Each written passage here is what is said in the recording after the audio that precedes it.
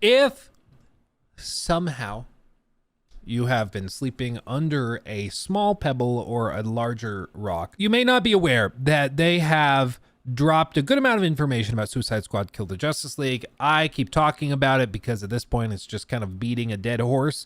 And normally, like, I'd be like, hey guys, this is getting sad. Can we talk about something else? But you guys still want me to talk about it and still look at it. So we're going to do that. They just dropped another 11-minute video. Suicide Squad Insider Episode 3, introducing Elseworlds. Now, we already saw Elseworlds during that sponsored stream they did with Shroud and Tarek and Dr. Lupo. And so we've seen this. Basically, it's the Endgame, and I'm guessing that this is just an insider episode explaining the Endgame, which if you watch the stream, you already know about, but, you know, whatever. Let's see, though, what this looks like. Maybe they can do a better job of explaining it. Computer, activate the threat assessment matrix.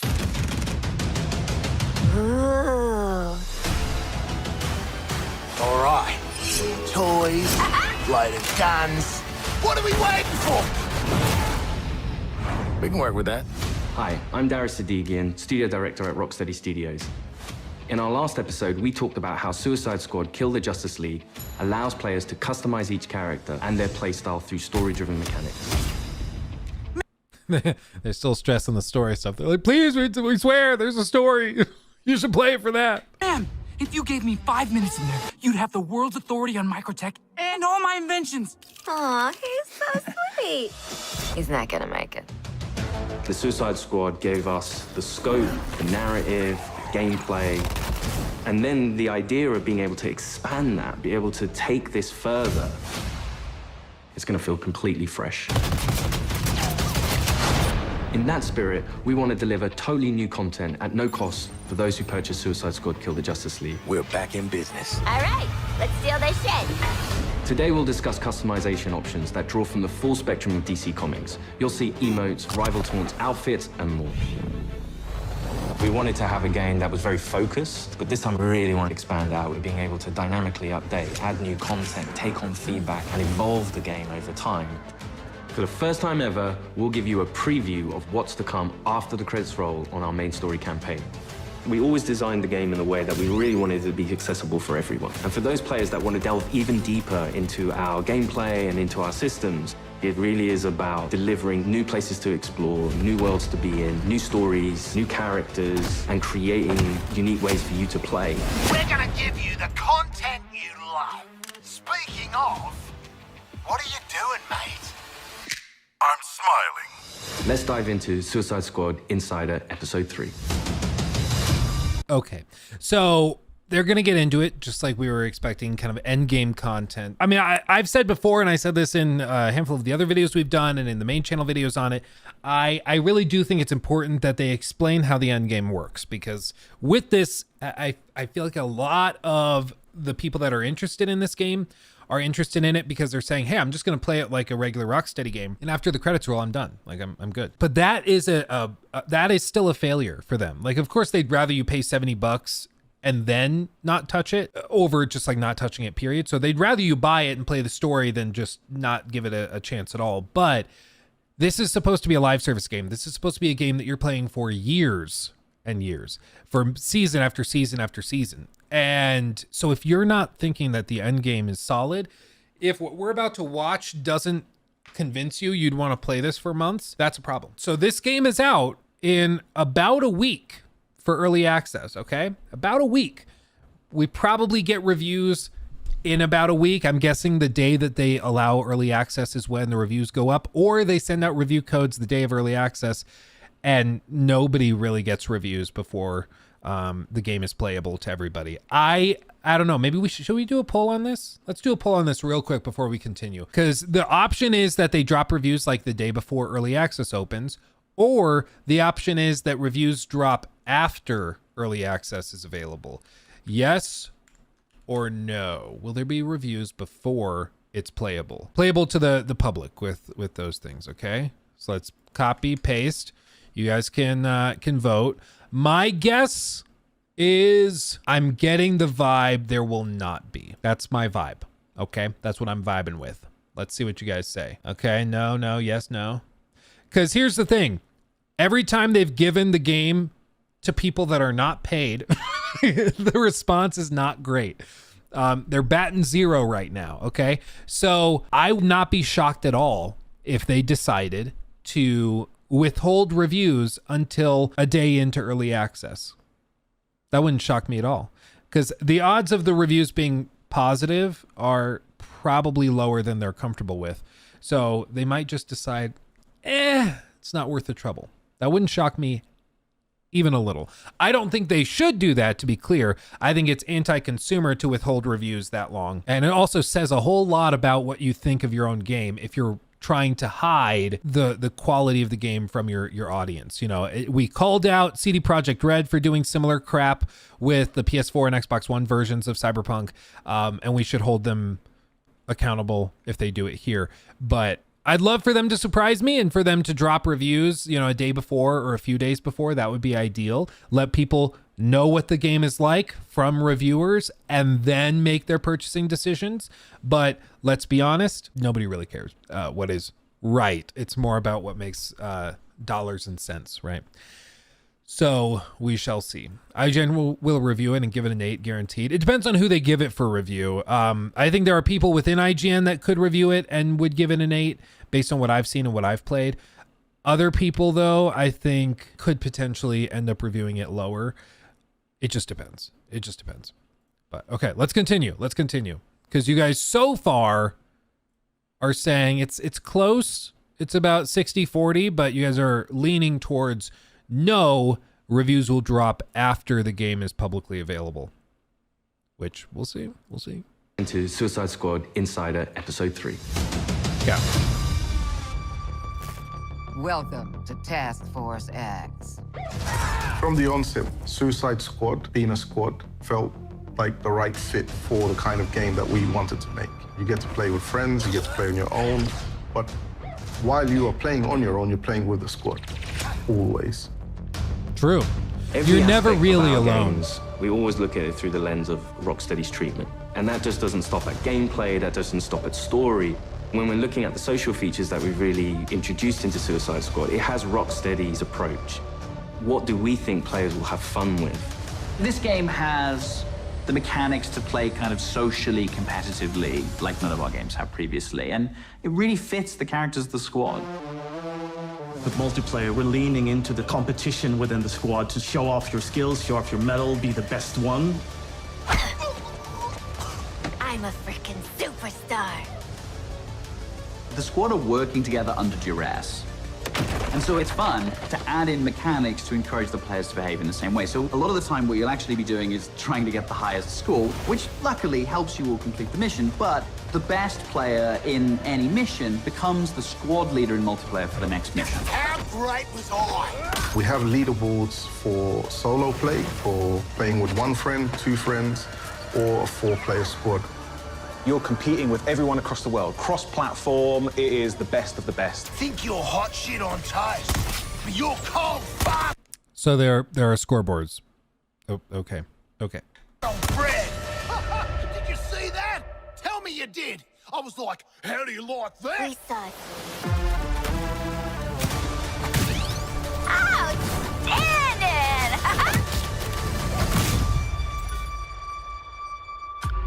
There's some really fun incentives for playing together as well as playing competitively. You can use the equipment that other players have equipped on their characters in your squad with the AI playing as the characters. And those players whose bots you use get rewards for you using those bots. And that's a really fun feature that I think the players will be incentivized because they'll get something out of doing it.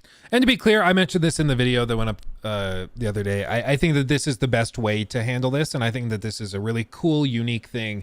As far as I'm aware, there aren't any other games, live service games, that are doing this. Correct me if I'm wrong, but basically it's where if you are used to playing with a particular loadout or squad with your friends, you can bring that exact squad with you with the same character loadouts and builds and everything, and that player that built that build, that friend of yours, will get some rewards. What those look like, who knows, but they'll get some reward for you using their stuff, which is kind of a cool idea. I think that's really interesting. That I like. The fact that there's only one thing that's semi-novel and unique is worrisome, but you know what? At least I like that. I like that. Farewell. We also have the rival taunt system where on the Actually, wasn't that a thing in Shadow of War? Or am I just misremembering it? Where like some orcs could be shared basically? Or was that like a fever dream? I feel like this is something I've seen in another game from Warner Brothers. AC Valhalla did have it, you're right. Valhalla did have it where like your, what did they call them? It was like basically just a member of your, I'm remembering it from some game. There was some game where you could do something similar. Valhalla did have it in a lesser way, but Shadow of War, you can invade your friend bases. Okay. Yeah, there's something. I'll maybe it'll come to me. There was another game I'm thinking of that did this kind of thing. leaderboards, if you pass your friends or anyone on your friends list who's also playing the game and you beat their score, well, next time they log in, they'll get this kind of funny quiff just to show that, oh yeah, by the way, I beat you. Home run, baby. You boot up the game, you're logging in, and then all of a sudden on your screen you get Boomerang giving you the finger. I think fans are going to have a great time with our remote system. Allowing players to kind of communicate in different ways, really in playful ways. As Rocksteady, as creators, this was another opportunity for us to really engage with our characters, extend the narrative through the player's choices with a very cinematic eye.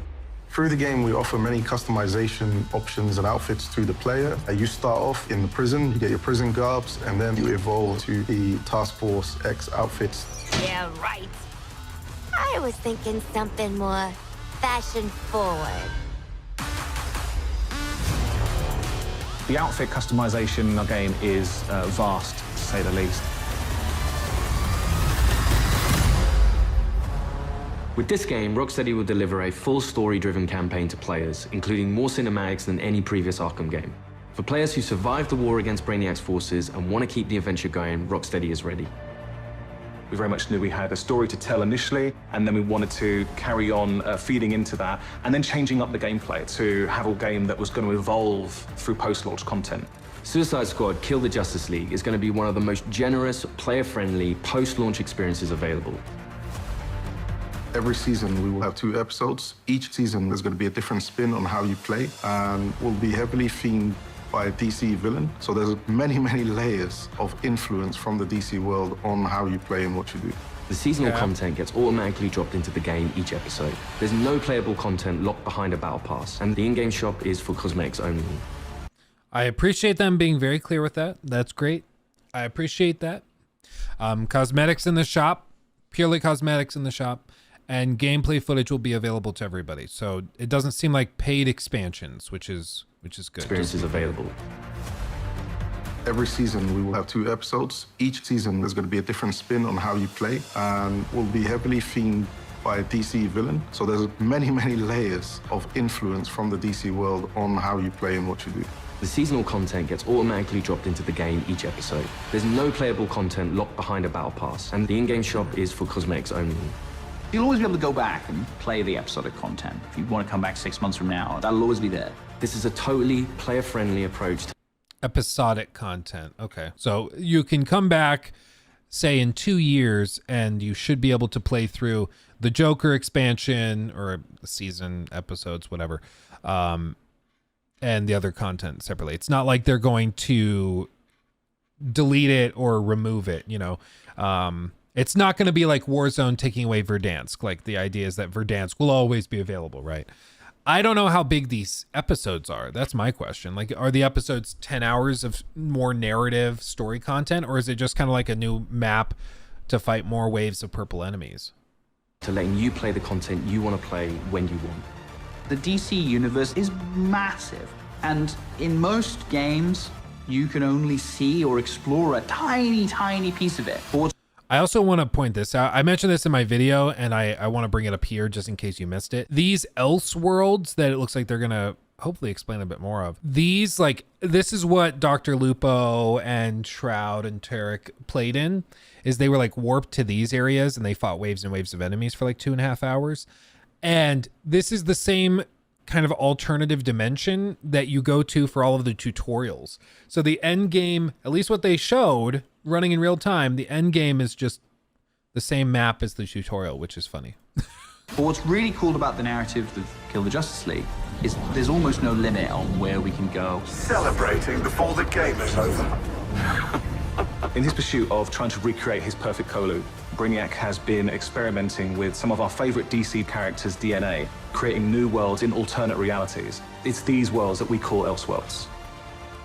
Brainiac is a genius of 12th level intelligence, but he's also trying to rebuild this civilization that he misses and is lost, and Where have I seen him from? there is nothing he won't do to get there. New Kolu will be reborn. He's building a model of the multiverse. It's all gathering data. Is that the guy from like Harry Potter? Is that him? It's Malfoy's dad. I'm bad with actors' names, but I swear to God, that's crazy. I guess, you know, you see him in a movie that was filmed 20 years ago, and so you're like, oh yeah, he still looks that way today. But no, it's like, yeah, time exists. He's aged. It's also weird not seeing him with long blonde hair. I kind of like the long blonde hair. I'm going to be real. This isn't helping anybody with multiverse fatigue. So like, I mean, I think multiverse stuff can be interesting. I'm not opposed to it. It's just really overdone at this point. And my frustration with the multiverse stuff in recent iterations is that it's kind of the get out of jail free card. Exactly, Real Pack. It's like, if you don't want to deal with the drama of having something bad happen in your world and the consequence lasting, you just put it in a multiverse and then you kind of like get out of it. You know, like, oh no, this character died. It's okay though. We're going to go to this universe where they're alive and bring them back. It's like there's just not, like you said, there's no stakes. There can be, but almost always it's used as a way to just get out of that drama, you know, or the potential outcome of it. On where we can go. Celebrating before the game is over. In his pursuit of trying to recreate his perfect Kolu, Brainiac has been experimenting with some of our favorite DC characters' DNA, creating new worlds in alternate realities. It's these worlds that we call Elseworlds. Brainiac is a genius of 12th level intelligence, but he's also trying to rebuild this civilization that he misses and is lost, and there is nothing he won't do to get there. New Kolu will be reborn. He's building a model of the Can I oil you up? Yes. multiverse. It's all gathering data. I will unlock your full potential to serve me.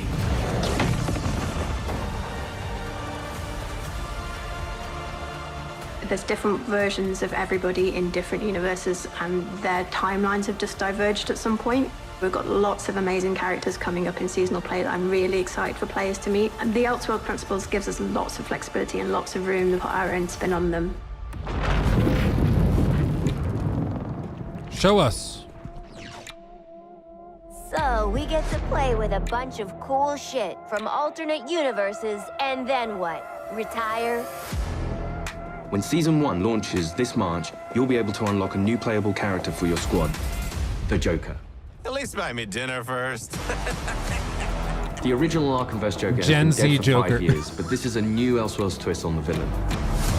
He was part of the Suicide Squad in the Elseworld that he's from, which already shows that he's slightly more cooperative than the previous Joker we've had. But as you get used to him and actually play to him, you realize he's unhinged in a different way. Not only has he got to figure himself out, but he's figuring out his place in this new world and this new squad. He hadn't reached supervillain status before Brainiac invaded, so, you know, he's still a bit less experienced. I think we've taken him back to the kind of more vaudeville roots of Joker. He's masking insecurities with traditional Joker behavior. But deep down, he's not sure who he is yet. Lock him up. Oh, making new friends after a move is always tough. As your mission expands deeper into the lore of the DC universe, this new version of the Joker will join your fight with his unique combat, traversal, and weaponry. His traversal is all based around a rocket-powered umbrella, which he can blast himself into the air, and then uses that to glide around, and then he can actually flip that down to grind along buildings, knocking enemies out of the way.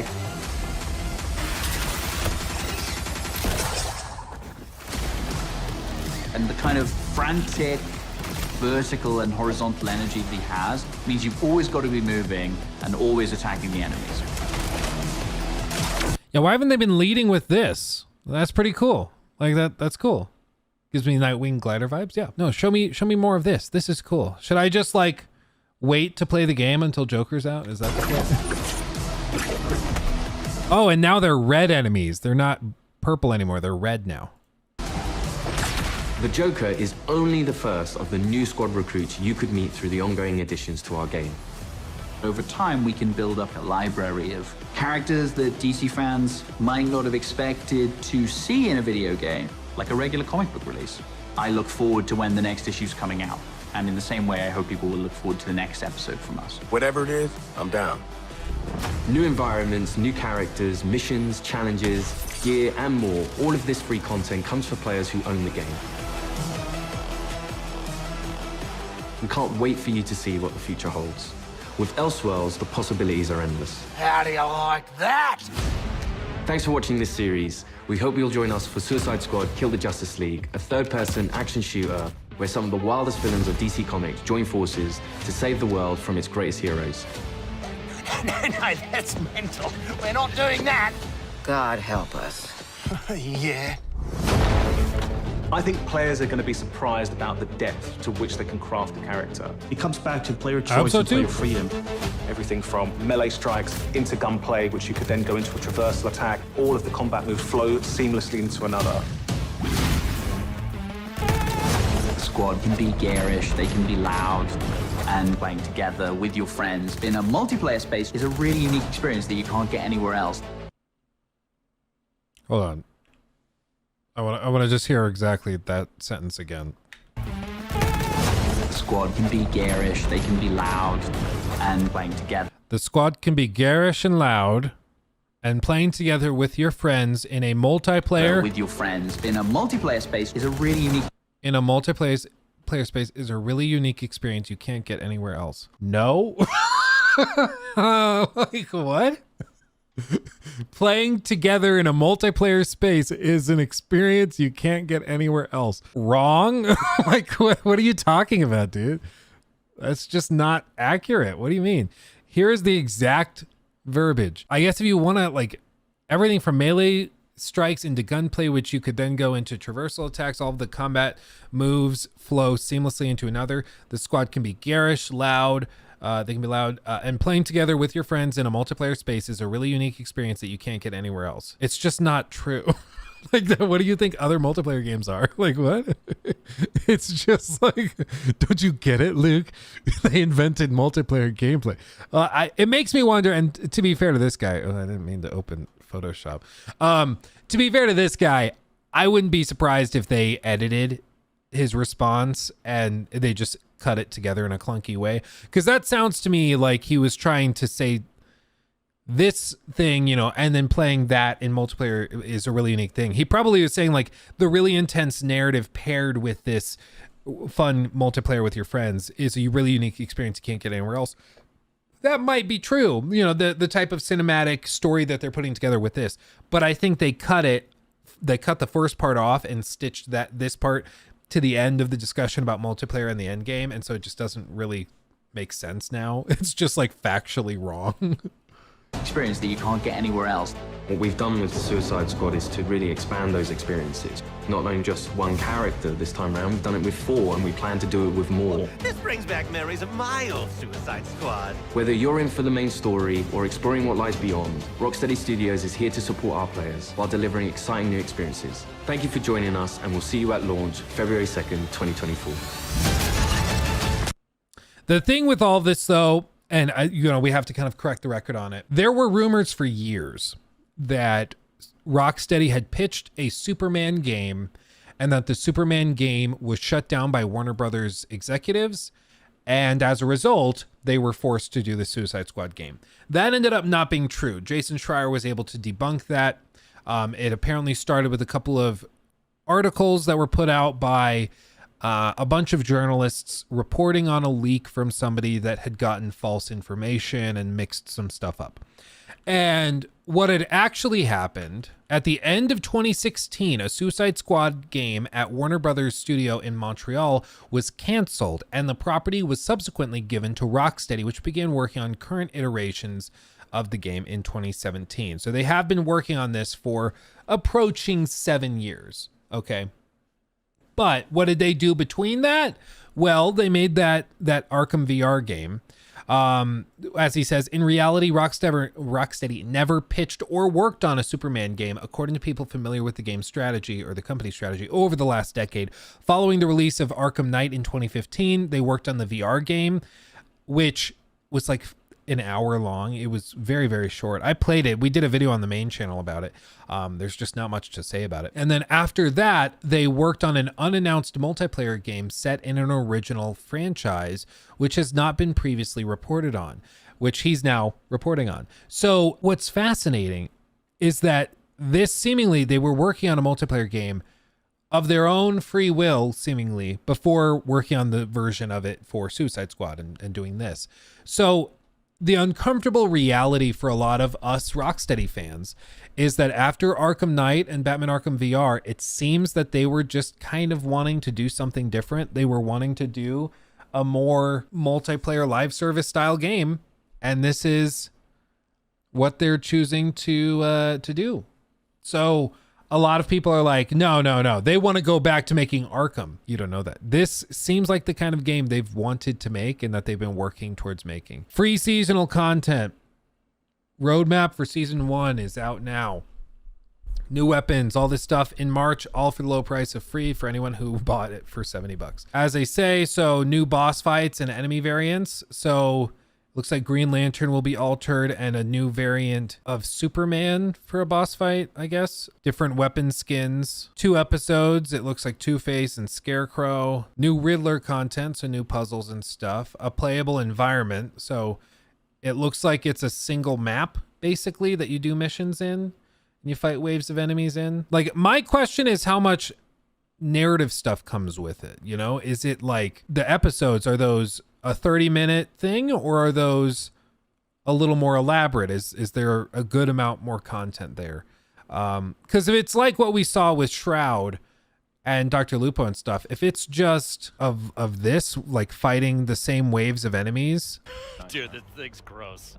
It's so good. But this time in like a clown-based environment, I don't know if that's enough to like keep me going. Because what they're saying is it's a new environment. So you'd be doing these missions, these Elseworld missions, in the clown world, I guess, but maybe with Joker as a playable character as well. I insist, if they were able to like get people like me who are more skeptical of the game and convince us with, extended look at the game or something like that, that would do way more. If I came on stream, granted, if I came on stream and I was like, guys, the game's actually really good, there would be people calling me like, oh, he got paid off.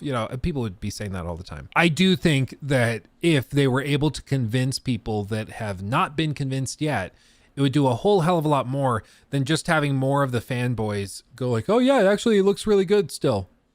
It's like, yeah, we know you like it. Like nobody's shocked there. Do you think Suicide Squad Kill the Justice League is dead if Elden Ring DLC comes out in February? No, because I don't think that I don't think that they're appealing necessarily to the same player base. The group of players that like Suicide Squad is trying to win over are the people that liked Marvel's Avengers, are the people that have been playing games like that and are looking for the next fix, especially superhero fans. And I think that they will find some success. My stance has always been that I think Suicide Squad will have a very successful first week or two. I think a lot of people will buy it for $70 and will play the story. But I think then they're going to put it down and they're not going to touch it again. And then, because it's a live service game, it's going to die out just a couple of months after launch. They'll keep pumping out content for about a year and a half, and then they'll shut it down. That's my prediction. That's my stance. That's what I think is going to happen based on what I've seen. But I do think that it will sell decently well at launch. Because the game shows well, especially the trailers. When people see the cutscenes, when people see the characters interacting, they think that it looks like sort of a looter shooter Arkham Knight. And that I think is appealing to a lot of people. But I don't think that it's going to drive thousands of hours of content. Like the fact that the viewer base that was watching these streamers play it just the other day, the fact that they were already getting bored within 3 hours of playing it is a very bad sign, because live service games require streamers to it requires them to keep the game alive and the engagement high. And so if they are already looking to kind of move on and do something else, that's a problem. I mean, I would have expected the streams for playing these games early would have way more engagement than they actually have. Like Shroud, you guys were saying Shroud is normally around like 20,000 concurrent viewers. At the time that was happening, he was down like for the whole stream around 14. Dr. Lupo, like I said, my video discussing their gameplay has done not way better. It's doing better than the stream that was 3 hours long for their communities, and they have millions of followers. You know, like it's just crazy. It's surprising to hear that they're going with a Joker design that is insecure, and like it sounds like they are going for like a pretty interesting narrative arc where like, oh, this version of the Joker doesn't know who he is yet, so he's trying to figure out what kind of villain he is. Okay, but if it's going to be like 30 minutes of cutscenes and then nothing, that's a real waste. And I think it's just going to come off as a lamer version of Joker. But if you're going to do like a 5-hour narrative thing where there's lots of content and a full story arc, then I'm in.